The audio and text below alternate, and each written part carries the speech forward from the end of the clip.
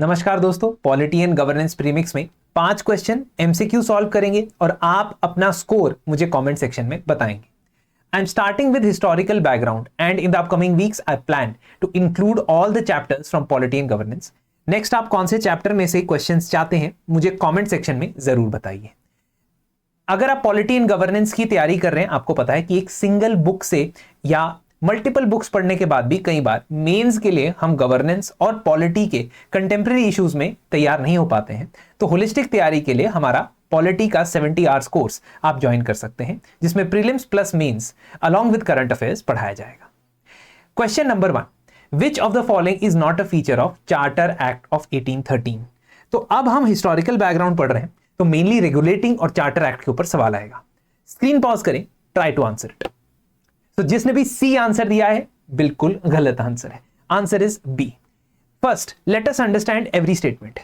Charter act of 1813, क्या it asserted the sovereignty of the British crown over the company's territories in India? देखिए, ये जितने भी charter act है, इसको चार्टर बोला क्यों जाता है ये समझना जरूरी है। In the year 1599 there was a group of merchants in Britain या ट्रेडर्स, जिन्होंने क्वीन से परमिशन ली थी कि हम जाना चाहते हैं एक शिप पे और भारत के साथ व्यापार करना चाहते हैं। आप एक चार्टर पे हमें लिख के दे दीजिए कि हमारे पास ये अधिकार है और सोल अधिकार है, मोनोपोली है कि हम भारत में जाके ट्रेड कर सकते हैं। ये चार्टर 1600 में साथ मिल जाता है इनको साइन होके क्वीन का, और तभी इस चार्टर को जब एक्सटेंड करने की बात आती है तो ब्रिटेन की पार्लियामेंट में, वहां की संसद में कानून पास होते हैं जिनको चार्टर एक्ट बोला जाता है। In charter act of 1813 the British East India company's monopoly over trade was withdrawn. That means this charter was withdrawn apart from 2 activities. Completely withdraw नहीं किया गया था। Trade in tea and trade with China. चीन के साथ व्यापार करने की जो उनकी पास मोनोपोली थी, और टी में चाय का व्यापार कहीं पे भी हो वो करने की मोनोपोली उनके पास रखी गई थी।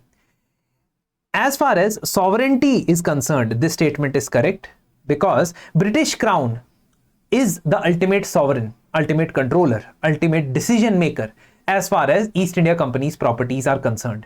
तो ईस्ट इंडिया कंपनी ने बहुत सालों तक लड़ाई झगड़ा करके, अग्रीमेंट साइन करके भारत की बहुत सारी टेरिटरी अपने काबू में कर ली थी।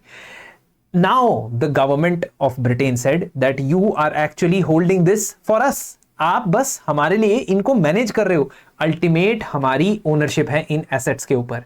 This is when it was sovereignty was recognized in 1813 charter act. क्या 1813 चार्टर एक्ट ये भी कहता है कि क्रिश्चियन मिशनरीज को भारत में आना चाहिए? जी हाँ। इनफैक्ट इस पर काफी सालों से डिबेट चल रही थी कि क्या भारत में क्रिश्चियन मिशनरीज को अलाउ करना चाहिए या नहीं करना चाहिए। अंत में डिसाइड किया जाता है that they can be allowed to enlighten the people. इसके बाद option number D is also correct because ये वही चार्टर एक्ट है 1813 का जिससे वेस्टर्न एजुकेशन भारत में इंट्रोड्यूस होती है। इसके ऊपर भी काफी चर्चा हुई।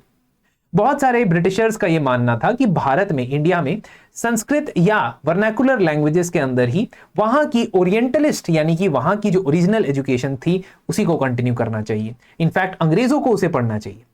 लेकिन ब्रिटिश गवर्नमेंट के अंदर, पार्लियामेंट के अंदर बहुत सारे मेंबर्स ये चाहते थे कि वहां पे वेस्टर्न एजुकेशन इंग्लिश लैंग्वेज के अंदर इंट्रोड्यूस की जाए, जिसमें नेचुरल साइंसेस जैसे कि फिजिक्स, केमिस्ट्री, मैथ्स और बाकी जो सब्जेक्ट्स हैं सोशल साइंसेस वगैरह के, वो पढ़ाए जाए।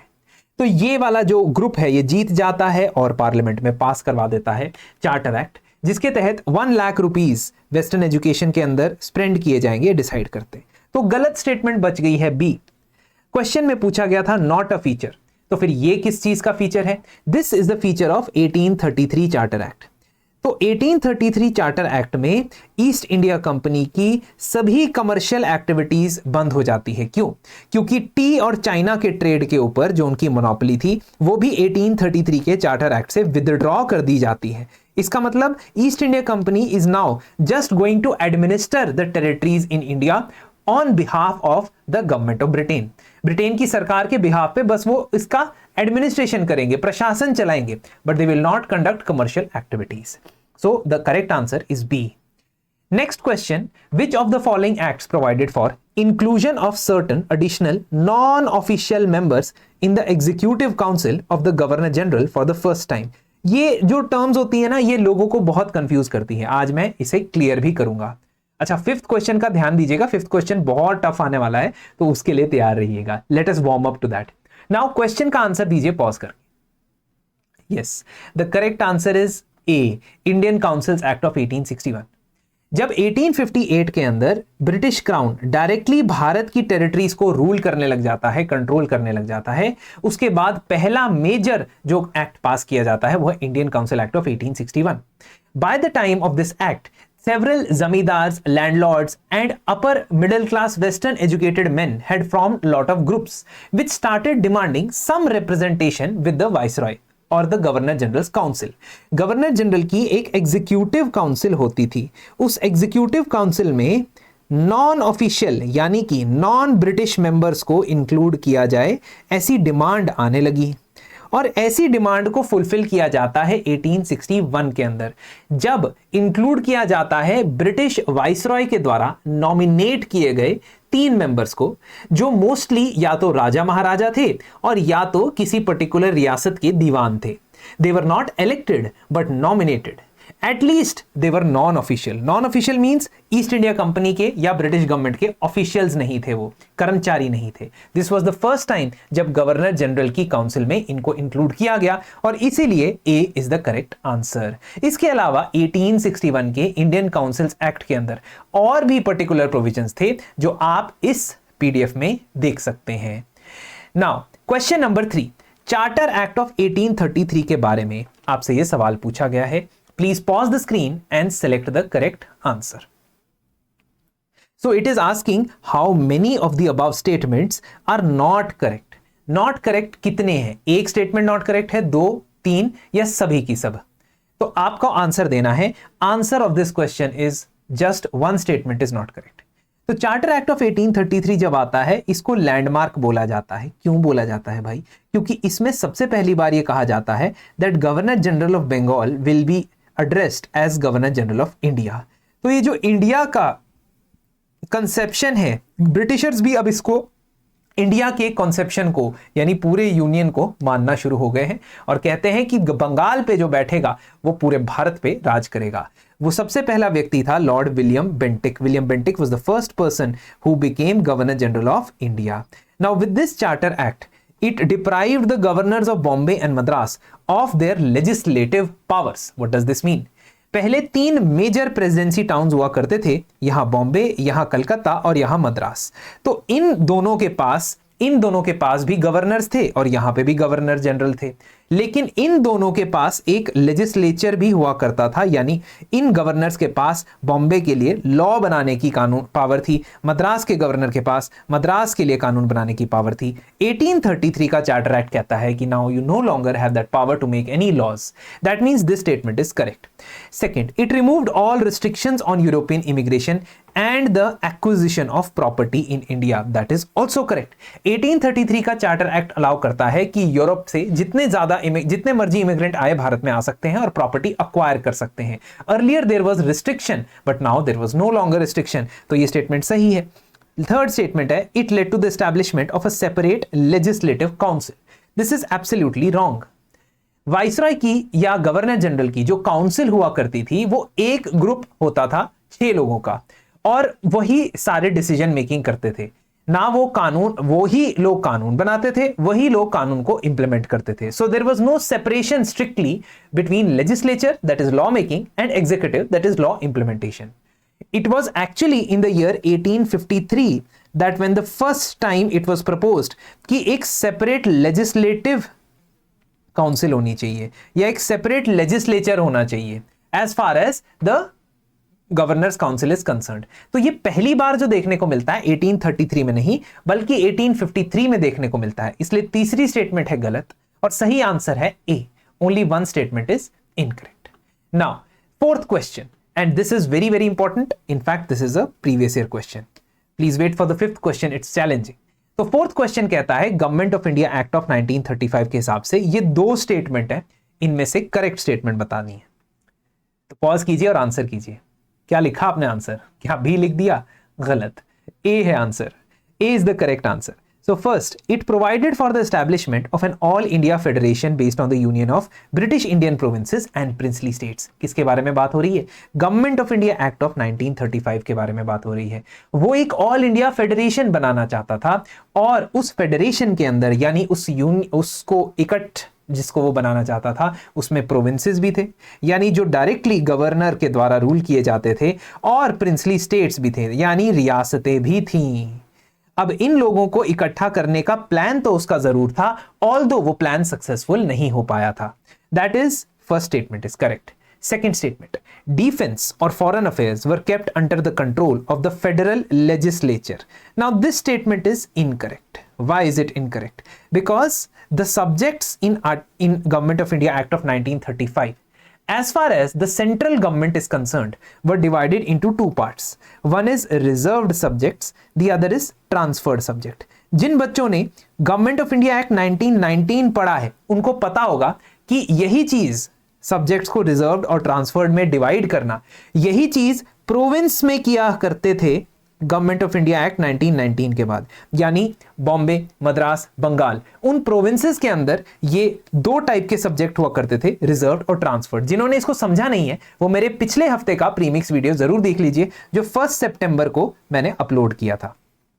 तो रिजर्व्ड और ट्रांसफर्ड सब्जेक्ट के बीच में डिवीजन होता था इन प्रोविंसेस। 1935 का एक्ट कहता है कि सेंटर लेवल पे यानी केंद्र सरकार के लेवल पे there will be division of reserved and transferred subject, जिसमें डिफेंस और फॉरेन अफेयर्स रिजर्व्ड सब्जेक्ट्स थे जिनके रिलेटेड फैसले सिर्फ और सिर्फ वाइसरॉय और उनकी काउंसिल ले सकती थी, और ट्रांसफर सब्जेक्ट के ऊपर जो फैसले थे वो viceroy on the advice of elected minister, यानी चुनाव में जीते हुए जो मंत्री हुआ करते थे, चुनाव के रिजल्ट के अकॉर्डिंग जो मंत्री बनते थे, उन लोगों की एडवाइस पे ही वो फैसले लिए जाते थे। These were transfer subject.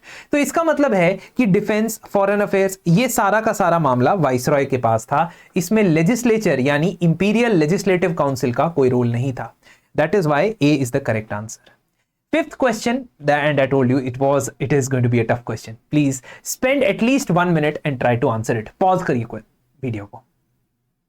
So the question is Indian Councils Act of 1909, इसके रेफरेंस में 4 स्टेटमेंट दी गई हैं और आपको करेक्ट सही स्टेटमेंट बतानी है। So first statement, this act for the first time introduced the concept of elections in legislative councils of India. The answer is yes. And before you jump to any conclusions, they have not mentioned direct elections. इन्होंने direct elections नहीं mention किया, इन्होंने indirect elections mention किया है. And indirect elections were introduced in 1909. 1919 में जो elections introduce किए गए थे वो direct elections थे. Indirect और direct elections में क्या फर्क है? Indirect elections में there is an electoral college. That means there are members who are selected that these people will be voting.